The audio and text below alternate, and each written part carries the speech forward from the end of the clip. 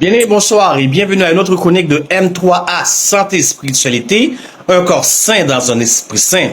Avec vous ce soir, votre serviteur Jacques-Lionel Guillaume pour les chroniques Avant de dire oui, enrichissement matrimonial. Ce soir, nous allons considérer un sujet très intéressant ensemble. Quelles devraient être les choses, les éléments à considérer avant de dire oui?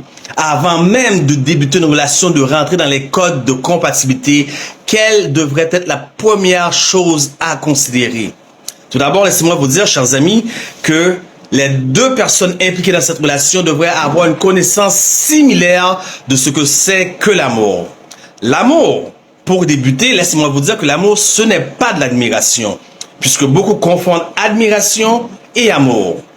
Deuxièmement, l'amour, ce n'est pas de l'infatuation. Beaucoup de personnes disent « je suis tombé en amour ». Ce que vous devez savoir, le mot « tomber » se réfère à une chute. Et à chaque fois qu'il y a une chute, il y a des conséquences douloureuses. Alors, qu'est-ce que c'est que l'amour? Pour trouver la réponse à cette question, nous devons aller chercher au niveau des activités cérébrales qui se passent dans le cerveau. Il y a plusieurs zones, régions dans le cerveau. Ces régions s'appellent aussi des zones.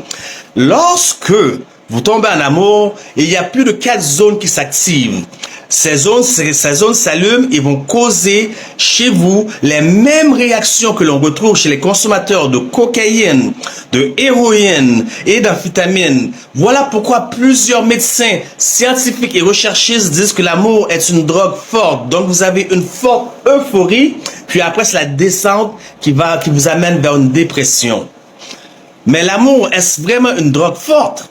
Nous allons répondre à cette question plus devant. Il est aussi démontré par ailleurs que la libido est aussi commandée par le cerveau primaire, appelé ainsi le cerveau limbique. La neurologie démontre que sexe et amour occupent des zones voisines dans le cerveau. Et lorsqu'elles sont fusionnées, cela va créer de l'infatuation. Donc, l'infatuation, lui, va vous amener jusqu'à vous créer des scénarios dans votre cerveau, dans votre pensée, à penser déraisonnablement à l'autre. Et en pensant déraisonnablement à l'autre, vous croyez ainsi que vous êtes en amour, mais vous n'êtes pas en amour. L'infatuation va vous causer à avoir des rêveries, donc le daydreaming, comme certains appellent, ou des fantasmes. Ce qui va dégénérer une riche activité cérébrale dans votre cerveau. En d'autres parties, plusieurs se mélangent entre cette infatuation. Qu'est-ce qui cause cette infatuation? C'est que tout comme les animaux, chaque être humain possède sa propre odeur. Cette odeur est une odeur invisible. On l'appelle phéromone. Écoutez bien. Dans ma petite entreprise d'entretien ménager, j'avais une dame qui m'a appelé pour aller faire du ménage chez elle. Donc, j'ai donc envoyé une employée, mais la dame a donné des instructions spécifiques. Elle a dit, ne rentrez pas dans cette chambre. Et si par vous faites erreur et vous rentrez dans cette pièce-ci, ne touchez à rien, ne lavez à rien de ce qui se trouve dans cette pièce. Malheureusement, la dame que j'ai envoyée s'est trompée. Elle s'est mise à faire du lavage. Mais il y avait un chandail. C'était le chandail de sa fille. Ce chandail possédait encore l'odeur de sa fille, bien que décédée depuis 4 ans déjà. L'odeur de sa fille, et vous pouvez comprendre la réaction de la dame. Voyez-vous, chaque être humain possède une odeur. Ce n'est pas pour rien que les animaux vont renifler le postérieur des autres animaux pour recevoir du désir, pour recevoir du plaisir. Donc, chaque être humain a en soi une odeur invisible. Cette odeur peut être variée selon la période, selon le pays dont il vit, selon les aliments dont il mange, selon les ingrédients, les épices qu'ils mettent dans les aliments. Peut-être variée aussi pour les femmes selon la période de purification féminine. Donc, ce n'est pas de l'amour. Et comprenez bien, ce n'est pas de l'amour. Ce sont des activités cérébrales qui se passent dans le cerveau qui peuvent déjouer votre attention. Qu'est-ce que c'est alors que l'amour? L'amour, bien aimé, c'est une décision. L'amour, ce n'est pas une émotion ni un sentiment. Pourquoi? Parce que si je me lève le matin de mauvaise humeur, selon la température, je décide donc de ne pas vous aimer. Ou je peux me lever le matin et dire, je ressens plus rien pour toi. Plusieurs vont parler de chimie. Ce n'est pas une question de chimie. L'amour n'est pas une question de chimie, mais bel et bien une décision réfléchie. Je décide de t'aimer en dépit de la manière que tu me traites.